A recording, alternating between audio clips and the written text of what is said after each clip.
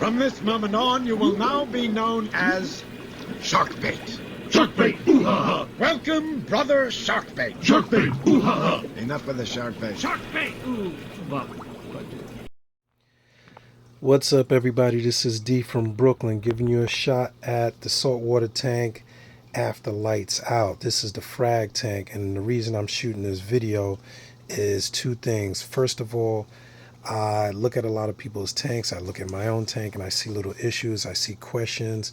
One person can put a coral in their tank. Next, you know, all of a sudden the coral seems dead or bleached or something's gone wrong, and it seems like it's happened suddenly.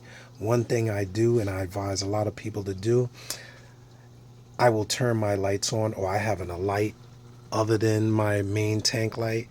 See, this is actually nighttime for my tank. I'll pop up out of the blue, turn the lights on, and see if I have any pests. And what you will find is many cases you will find the reason. These are those, what do they call, pyramid snails, I think they call them.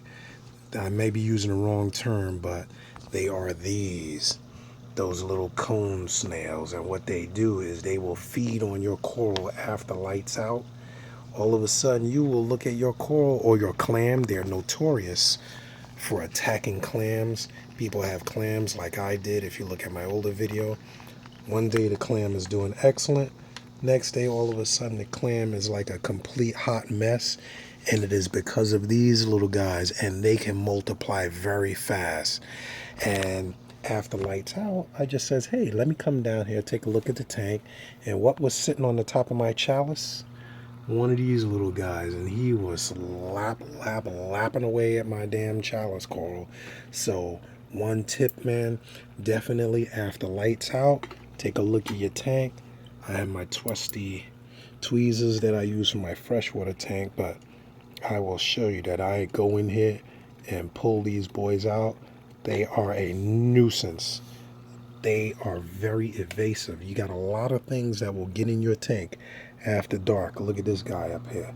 Let's see if I can get it out on the camera. It's hard to do both, work the camera and get this guy out. But how many are in the tank? I've pulled out 4 so far, and 2 of them were around my chalice. One was smack dab in the middle, and the reason I decided to look is because I looked at my little mushrooms that I frag over here, and they were all closed up, and they are never closed up. So I said, let me take a good look at the tank after lights out and see if I have any surprise little visitors. Lo and behold, there they were. My snail is like, what the hell did you turn the lights on for? He's getting active now.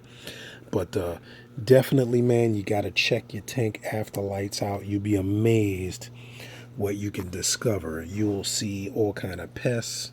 Oh, here's my shrimp's old shell. He molted and I didn't take it out. Sometimes I take it out, sometimes I don't. But might as well take that out while I got the tweezers around. Pull that hot mess out. But yeah, good tip, man. Check your tank after lights out for pests. Sometimes it's not the nitrates, sometimes it's not the phosphates. It could be a assassin, it could be a pyramid snail, it can be a bristleworm, it can be a number of things. Now he's getting active because I just pulled those snails. Sometimes I'll squish them and let my serpent star, my other thing in my other tank, eat them, but I never know how they multiply. So it's better to just, if you see those, pull them out. If you see Asterina stars, pull them out. Yes, years ago I made that mistake. I was telling my daughter, oh, look at these cute little starfish. They have like 4 or 5 legs. They look like broken up starfish. Before long, you look in your tank, you got 1,000 of them.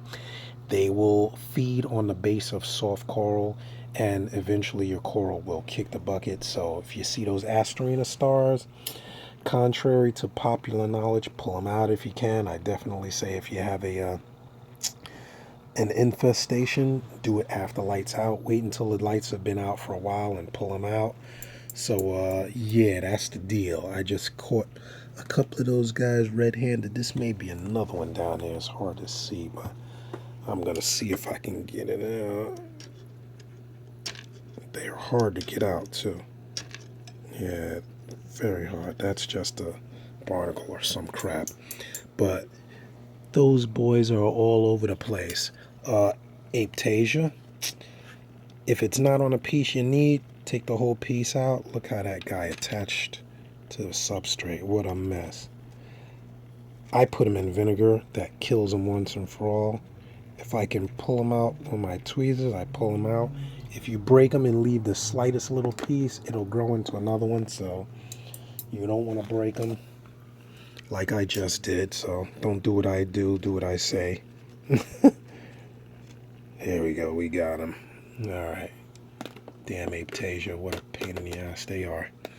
But on a good note, I just want to give a shout out to some people good in the hobby, wish them well. My buddy Mike, haven't met him, cool dude, beautiful shout out, man. It sent me beautiful CO2 for the tank.